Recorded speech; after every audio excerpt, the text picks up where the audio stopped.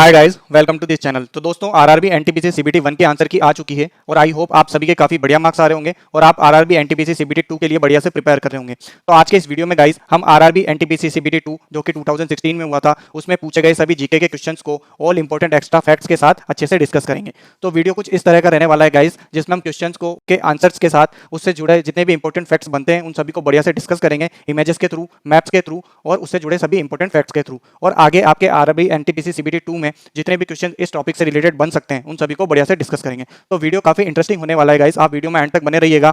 और अगर आपको इस वीडियो की पीडीएफ डाउनलोड करनी है तो टेलीग्राम का लिंक आपको डिस्क्रिप्शन में मिल जाएगा, आप इसे वहां से डाउनलोड कर सकते हैं। तो इस वीडियो में गाइस हम आरआरबी एनटीपीसी सीबीटी 2 जो कि 17 जनवरी 2016 को फर्स्ट शिफ्ट में हुआ था उसमें पूछे गए सभी जीके के क्वेश्चंस को डिस्कस करेंगे।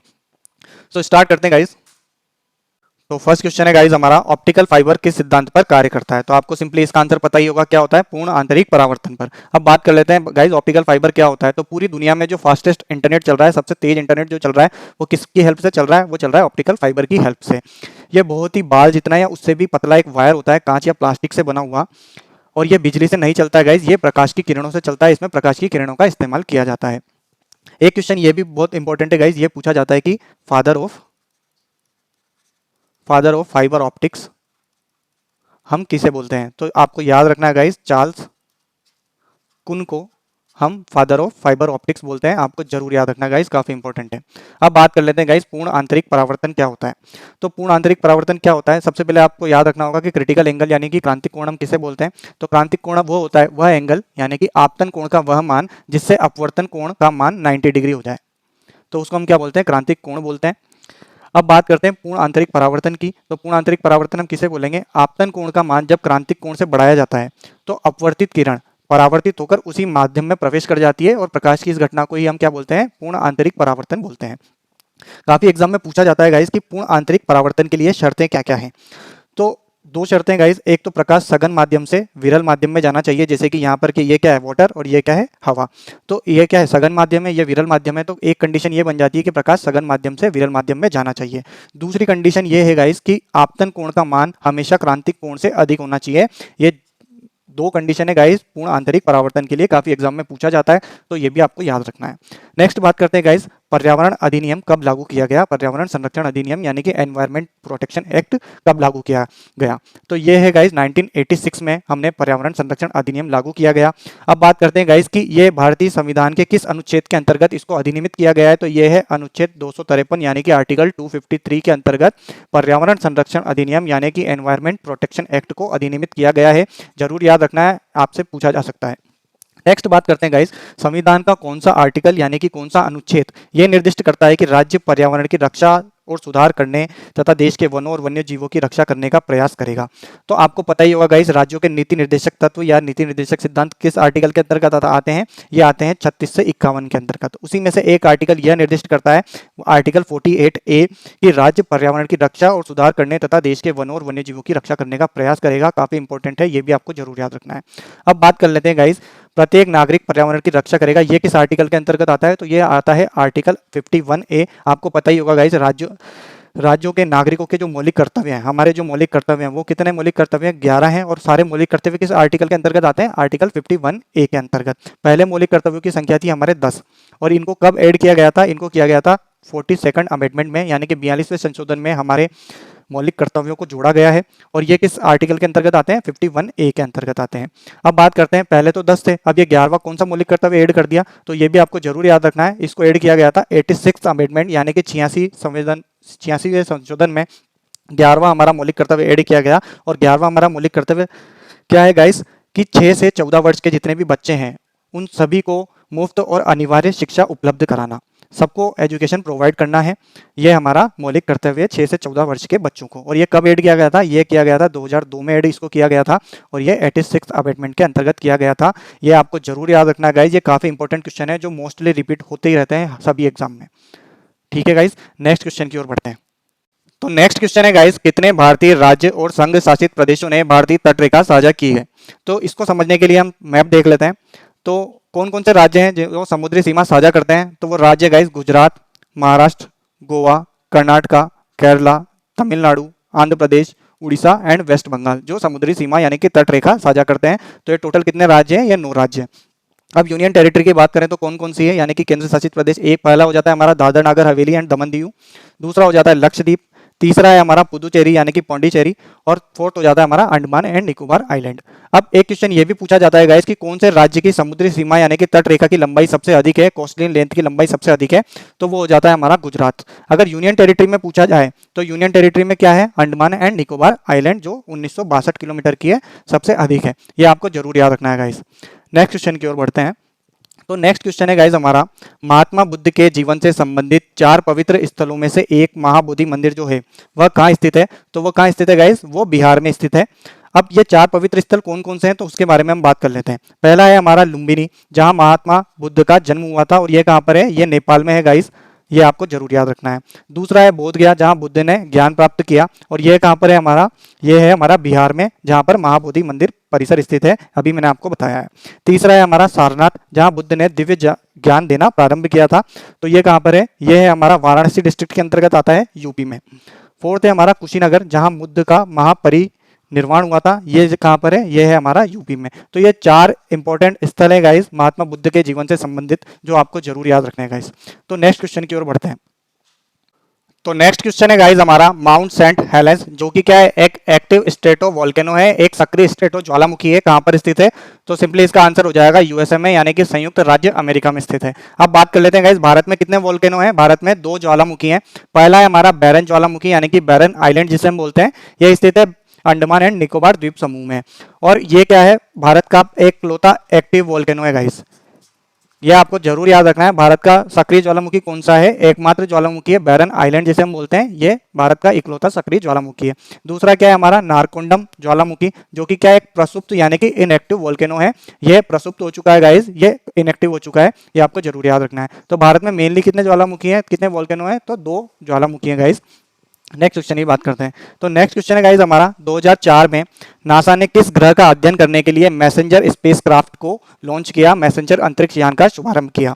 तो ये कौन सा ग्रह है गाइस, कौन सा प्लेनेट है, ये है हमारा बुध ग्रह, मरकरी ग्रह। अब बात कर लेते हैं गाइस बुध ग्रह के बारे में। तो बुध ग्रह हमारा सूर्य के सबसे निकटतम और सबसे छोटा ग्रह है, ये सूर्य के सबसे निकटतम है, और इसका परिक्रमण काल कितने दिन का है, 88 दिन का है, क्योंकि ये सूर्य के सबसे निकटतम है, इसलिए ये सूर्य की सबसे जल्दी परिक्रमा कर लेता है। और एक क्वेश्चन ये है गाइस, काफी पूछा जाता है, जैसे कि आपको जो ये बुध ग्रह है और इसमें आपको काफी गड्ढे नजर आ रहे होंगे, ये गोल गोल छोटे छोटे गड्ढे नजर आ रहे होंगे, तो ये हमारे सौर मंडल का सबसे अधिक गड्ढों वाला ग्रह है। ये भी काफी एग्जाम में पूछा जाता है, तो ये आपको जरूर याद रखना है कि हमारे सौर मंडल का सबसे अधिक गड्ढों वाला ग्रह कौन सा हो जाएगा, वो हो जाएगा हमारा बुध ग्रह, और इसका परिक्रमण काल है 88 दिन का, सूर्य का सबसे निकटतम ग्रह है गाइस, और सबसे छोटा ग्रह भी, तो ये आपको जरूर याद रखना है। नेक्स्ट क्वेश्चन की ओर बढ़ते हैं गाइस।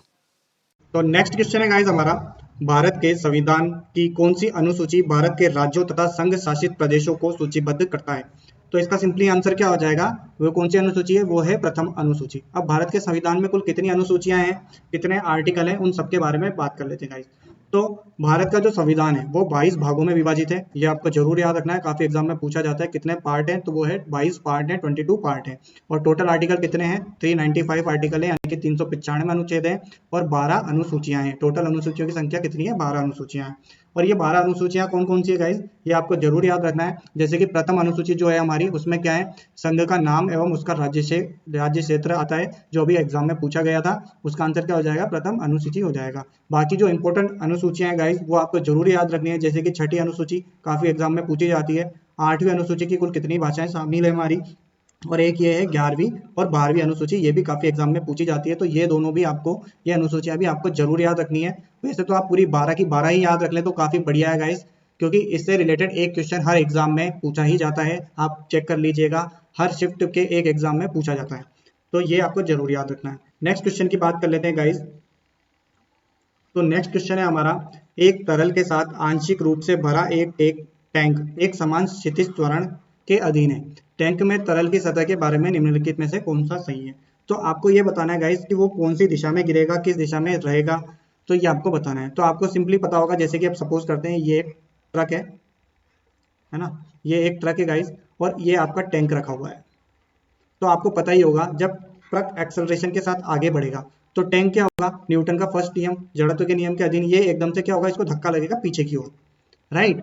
तो अगर इसको पीछे की ओर धक्का लगेगा तो इसमें जो तरल, इसमें जो लिक्विड भरा हुआ है वो कहाँ जाएगा, वो आगे की ओर जाएगा, उसको आगे की ओर धक्का लगेगा। तो इसका सिंपली आंसर क्या हो जाएगा, तरल सतह गति की दिशा में नीचे गिरता है और टैंक पीछे की तरफ बढ़ता है। टैंक तो पीछे की तरफ जा रहा है और लिक्विड क्या हो रहा है, वो आगे की तरफ जा रहा है। तो इसका सिंपली आंसर क्या हो जाएगा, फर्स्ट हो जाएगा। आई होप ये आपको अच्छे से क्लियर हो गया होगा।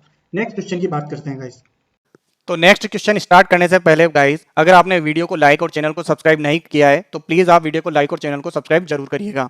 तो बात करते हैं गाइस, क्वेश्चन है हमारा, विंडो आधारित कंप्यूटर में दो फाइलें एक ही फोल्डर में नहीं हो सकती, यदि क्यों नहीं हो सकती वो आपको बताना है। तो पहला ऑप्शन है उनके अलग अलग नाम है, अगर अलग अलग नाम है गाइस तो आप उसको एक ही फोल्डर में सेव कर सकते हैं, तो ये ऑप्शन तो एलिमिनेट हो जाएगा। इसमें भी यही दे रखा है तो ये भी एलिमिनेट हो जाएगा। थर्ड ऑप्शन की बात करते हैं, उनका एक ही नाम है और एक ही प्रकार की फाइल है, तो इसका सिंपली आंसर क्या हो जाएगा, ये हो जाएगा, क्योंकि अगर फोल्डर का या उस फाइल का एक ही नाम है और एक ही प्रकार की फाइल है तो आप उसको एक ही फोल्डर में सेव नहीं कर सकते हैं। अगर आप करना चाहते हैं तो कुछ इस तरह की वार्निंग आपके सामने आती है।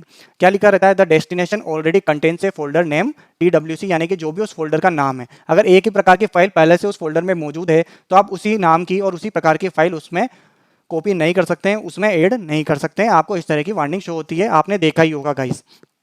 तो सिंपली इसका आंसर क्या हो जाएगा, एक ही नाम की फाइल है और एक ही प्रकार की फाइल है तो आप उसको एक ही फोल्डर में सेव नहीं कर सकते हैं। नेक्स्ट क्वेश्चन की बात करते हैं, गांधार कला जो कि पहली शताब्दी ईसा पूर्व से लेकर 7वीं शताब्दी ईसा पूर्व या AD के बीच में विकसित हुई बौद्ध दर्शन कला की एक शैली है, किस राजवंश के दौरान काफी हद तक विकसित हुई। तो आपको सिंपली बताना है गाइस, गांधार कला किस राजवंश के दौरान काफी हद तक विकसित हुई थी, ये आपसे पूछा गया है। तो इसका सिंपली आंसर क्या हो जाएगा, कुषाण राजवंश के दौरान। अब बात कर लेते हैं गाइस कुषाण राजवंश के बारे में।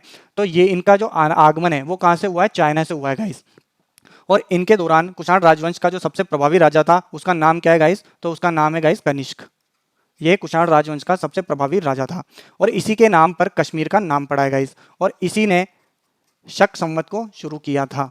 अगर शक संवत किसके किसके शासन के दौरान शुरू हुआ या किस राजा से संबंधित है तो वो है राजा कनिष्क से, आपको जरूर याद रखना है। और कश्मीर का नाम किस राजा के ऊपर पड़ा रखा गया है तो वो है कनिष्क, ये भी आपको जरूर याद रखना है। नेक्स्ट क्वेश्चन की बात करते हैं गाइस। तो नेक्स्ट क्वेश्चन है गाइस हमारा, UNITAR यानी कि UNITAR का पूर्ण रूप क्या है। तो इसके पूर्ण रूप की बात कर लेते हैं guys, United Nations institute for training and research, ये इसकी फुल फॉर्म हो जाती है, यानी कि संयुक्त राष्ट्र प्रशिक्षण एवं अनुसंधान संस्थान। ये भी UN का एक पार्ट है गाइस। इसका हेडक्वार्टर है जेनेवा स्विट्जरलैंड में और इसको फाउंड किया गया था 11 दिसंबर 1963 को। और अभी इसके जो एग्जीक्यूटिव डायरेक्टर हैं वो है निखिल सेठ, ये आपको याद रखना है गाइस। तो इसकी फुल फॉर्म क्या हो जाएगी, United Nations institute for training and research. और ये क्या है, ट्रेनिंग एंड रिसर्च से डेडिकेटेड ट्रेनिंग आर्म है यूनाइटेड नेशंस की। तो ये आपको जरूर याद रखना है, यूनाइटेड नेशंस का जो ट्रेनिंग आर्म है वो क्या है, UNITAR यानी कि संयुक्त राष्ट्र प्रशिक्षण एवं अनुसंधान संस्थान। और इसका हेडक्वार्टर कहाँ है, जेनेवा स्विट्जरलैंड में, ये आपको जरूर याद रखना है। नेक्स्ट क्वेश्चन की बात कर लेते हैं गाइज, निम्नलिखित में से कौन सा मोनोसेकेराइड चीनी का एक रूप नहीं है गाइज। तो इसमें आपको पता ही होगा गाइज, गैलेक्टोज और ग्लूकोज ये क्या है, ये तो मोनोसेकेराइड चीनी है। फ्रक्टोज क्या होता है ये गाइज, ये फलों में पाए जाने वाली मोनोसेकेराइड चीनी होती है, जो जैसे फ्रूट्स में होती है, जो फ्रूट्स मीठे होते हैं उनमें क्या पाया जाता है, फ्रुक्टोज यानी कि मोनोसेकेराइड चीनी का ये भी एक रूप है।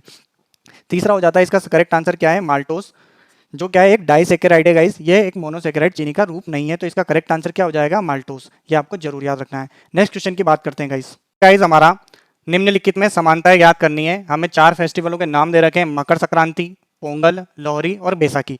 ऑप्शन है गाइस सभी उत्तर भारत के त्योहार है, तो ये तो सीधे सीधे गलत हो जाएगा, क्योंकि पोंगल क्या है, दक्षिण भारत का, पोंगल क्या है, कहाँ पे मनाते हैं हम, तमिलनाडु में मनाते हैं।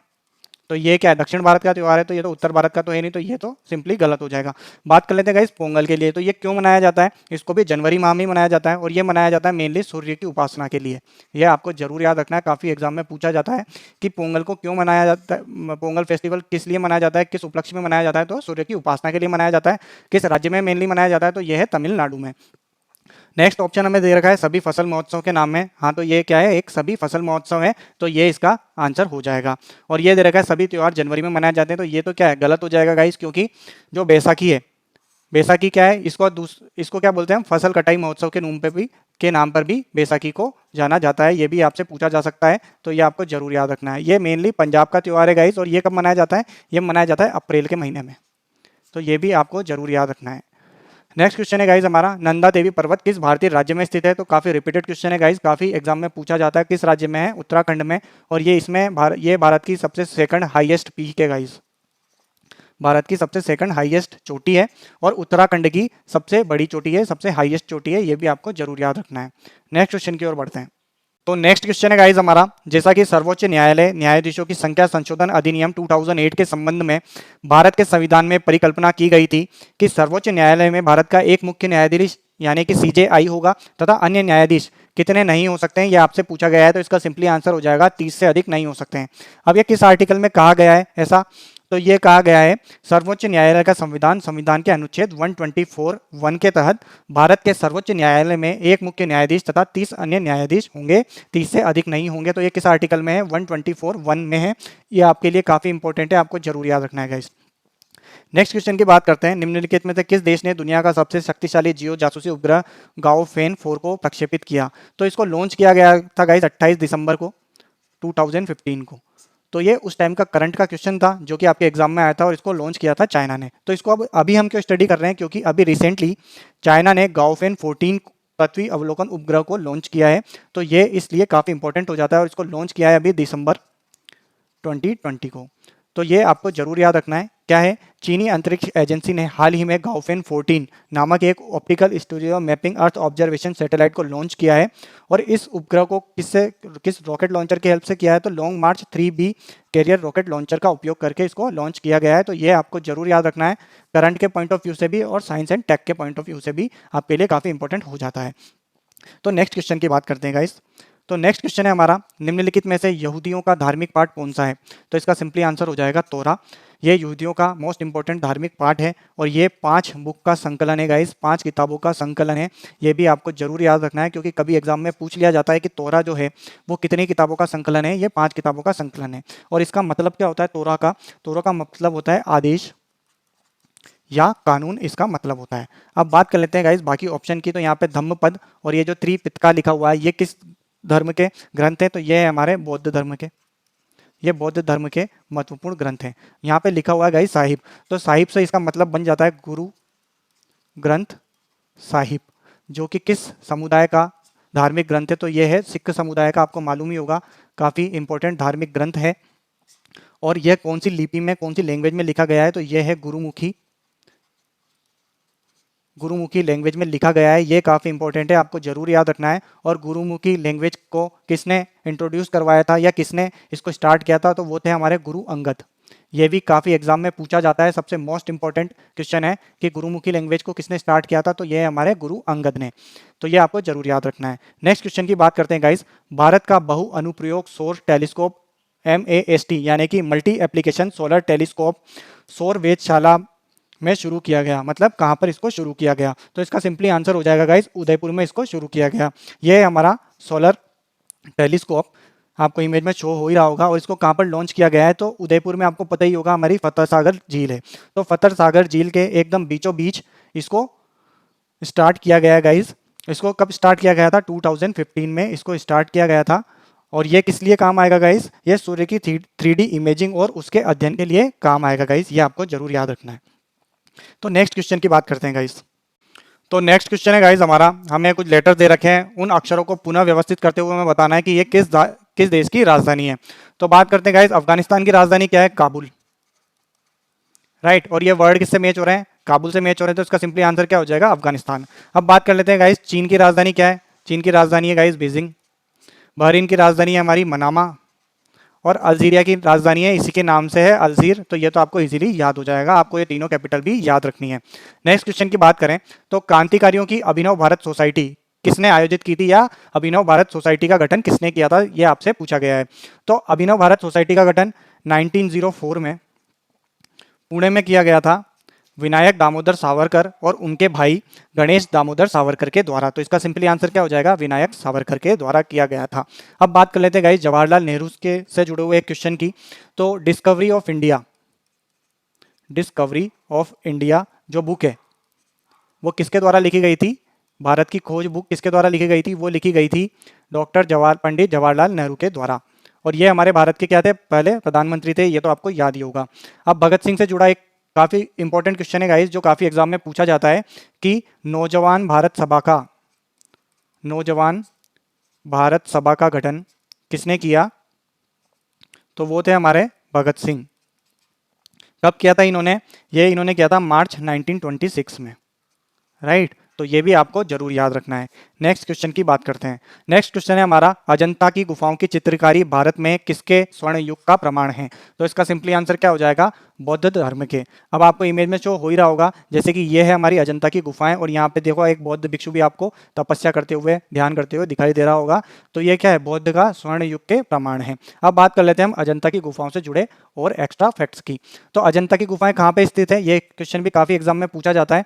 तो ये गुफाएं महाराष्ट्र में औरंगाबाद के पास वाघोरा नदी के पास सह्याद्री पर्वतमाला, इससे भी एक क्वेश्चन पूछा गया था कि कौन सी पर्वतमाला पर स्थित है, तो यह है सह्याद्री पर्वतमाला। और नदी कौन सी स्थित है इनके पास? वाघोरा नदी के पास में है। में रॉककट गुफाओं की एक श्रृंखला के रूप में स्थित है। कुल कितनी गुफाएं हैं? इसमें कुल 29 गुफाएं हैं, सभी बौद्ध गुफाएं हैं, जिनमें से 25 को विहार या आवासीय गुफाओं के रूप में, जबकि 4 को चैत्य या प्रार्थना हॉल के रूप में इस्तेमाल किया जाता था या जाता होगा। यह आपको जरूर याद रखना है। और ये इंपॉर्टेंट, सबसे ज़्यादा इंपॉर्टेंट ये है कि इन गुफाओं को वर्ष 1983 में यूनेस्को ने विश्व विरासत स्थल घोषित किया था। ये क्वेश्चन बहुत बार रिपीट हुआ है गाइस कि यूनेस्को ने अजंता की गुफाओं को विश्व विरासत स्थल कब घोषित किया था? तो 1983 में किया था। इसको आप बिल्कुल रट लीजिएगा, आगे आने वाले एग्जाम में पूछा जा सकता है। नेक्स्ट क्वेश्चन की बात करते हैं। तो कंप्यूटर में किस फाइल का प्रकार द्वारा पहचाना जा सकता है? यानी कि किसी फाइल के प्रकार को हम कंप्यूटर में किसके द्वारा पहचानते हैं या पहचाना जा सकता है? तो इसका सिंपली आंसर क्या हो जाएगा? अगर हम ऑप्शन में देखें तो फोल्डर के नाम से तो हम किसी भी फाइल का प्रकार नहीं बता सकते। आपको पता ही होगा गाइस कि फोल्डर का नाम कुछ भी हो सकता है, तो उसमें इमेज भी हो सकते हैं, वीडियो भी हो सकते हैं, कुछ भी हो सकता है। तो फोल्डर के नाम से तो हम बता नहीं सकते। फाइल से भी हम, फाइल के आकार से भी नहीं बता सकते। कोई सा भी डॉक्यूमेंट कितनी भी साइज का हो सकता है, चाहे वो इमेज हो, वीडियो हो, तो वो भी हम बता नहीं सकते हैं। तो इसका सिंपली आंसर क्या हो जाएगा? फाइल एक्सटेंशन के से हम फाइल के प्रकार को पहचान सकते हैं। वो कैसे? जैसे कि आपको पता होगा गाइस, जो भी कोई भी चीज़ है तो उसके नाम के पीछे लिखा होता है डॉट जेपीजी, या अगर वो वीडियो फाइल है तो डॉट MP4 लिखा होता है, या कोई अगर PDF फाइल है तो डॉट PDF उसके पीछे लिखा होता है। ये सारे एक्सटेंशन होते हैं, इससे हम पता लगा सकते हैं कि कौन सी फाइल कैसी है। जैसे कि अगर किसी फाइल के पीछे डॉट MP4 लिखा हुआ है तो आपको इजीली समझ में आ जाता होगा कि ये एक वीडियो की बात कर रहा है या ये एक वीडियो फाइल है। अगर JPG लिखा रहता है तो ये आपको सिंपली पता होगा कि हम किसी इमेज की बात कर रहे हैं या किसी पिक्चर की बात कर रहे हैं। तो आई होप ये आपको अच्छे से क्लियर हो गया होगा। नेक्स्ट क्वेश्चन है हमारा। तो नेक्स्ट क्वेश्चन है गाइज हमारा, कंप्यूटर के संबंध में GUI का पूर्ण रूप क्या है? यह क्वेश्चन काफी बार रिपीट हुआ है, अभी RRB NTPC CBT 1 का जो रिसेंटली एग्जाम हुआ है उसमें भी, और आगे वाले एग्जाम में भी इससे रिलेटेड क्वेश्चन जरूर आएगा। तो इसको अच्छे से समझ लीजिएगा गाइज। तो ये हमारा, इसका आंसर हो जाएगा ग्राफिकल यूजर इंटरफेस। अब बात करते हैं गाइज, ग्राफिकल यूजर इंटरफेस आखिर होता क्या है? तो ग्राफिकल यूजर इंटरफेस एक तरह का यूजर इंटरफेस है जो कि उपयोगकर्ताओं को कंप्यूटर उपकरणों के माध्यम से विजुअल इंडिकेटर और ग्राफिक आइकन को दिखाने का कार्य करता है। ये जो आपको ग्राफिकल आइकन दिख रहे हैं, ग्राफिक आइकन दिख रहे हैं, ये किसकी हेल्प की वजह से हो रहा है? ये ग्राफिकल यूजर इंटरफेस की वजह से हो रहा है। जैसे कि इनको देखकर आप सिंपली इनको यूज कर सकते हैं। जैसे कि आपको म्यूजिक सुनना है तो आप म्यूजिक के आइकन पर क्लिक कीजिए और म्यूजिक सुन लीजिए। अगर आपको सेटिंग्स चेंज करनी है किसी भी चीज़ की तो ये सेटिंग्स का आइकन है, आप इजीली सेटिंग्स चेंज कर सकते हैं। तो ये सब किसकी वजह से पॉसिबल है? ये है ग्राफिकल यूजर इंटरफेस की वजह से पॉसिबल है। अब बात कर लेते हैं गाइस, इसके एग्जाम्पल क्या क्या है, इसके उदाहरण क्या क्या है जो काफ़ी एग्जाम में पूछे गए हैं, अभी CBT 1 में भी पूछा गया है। तो इसके simply graphical user interface operating system के जो उदाहरण है वो है, जैसे आपको माइक्रोसॉफ्ट विंडोज़ हो गया, आपका एंड्रॉइड ऑपरेटिंग सिस्टम हो गया, एप्पल सिस्टम, जितने भी ये ऑपरेटिंग सिस्टम है जिसमें आपको इस तरह के आइकन शो होते हैं, ये सब क्या है? ग्राफिकल यूजर इंटरफेस के एग्जाम्पल हैं। तो ये अच्छे से आपको क्लियर हो गया होगा। नेक्स्ट क्वेश्चन की बात करते हैं। नेक्स्ट क्वेश्चन है हमारा, यदि एक पंचायत भंग कर दी जाती है तो चुनाव कितने समय के भीतर आयोजित किए जा सकते हैं? तो इसका सिंपली आंसर हो जाएगा, पंचायत विघटन की तारीख से 6 महीने के अंदर आपको चुनाव आयोजित करने होते हैं। अब बात कर लेते हैं गाइस, पंचायत से रिलेटेड आर्टिकल कौन सा है हमारे संविधान में? तो वो है आर्टिकल 243 जो पंचायत से रिलेटेड है। काफ़ी एग्जाम में पूछा जाता है कि पंचायती राज या पंचायत से रिलेटेड कौन सा आर्टिकल है, तो वो है हमारा आर्टिकल 243। इसको आप रट लीजिएगा। अब बात कर लेते हैं गाइस पंचायत की पूरी हिस्ट्री के बारे में कि कब कैसे क्या हुआ था, क्योंकि इससे रिलेटेड क्वेश्चन लगभग हर शिफ्ट में हर एग्जाम में पूछा ही जाता है।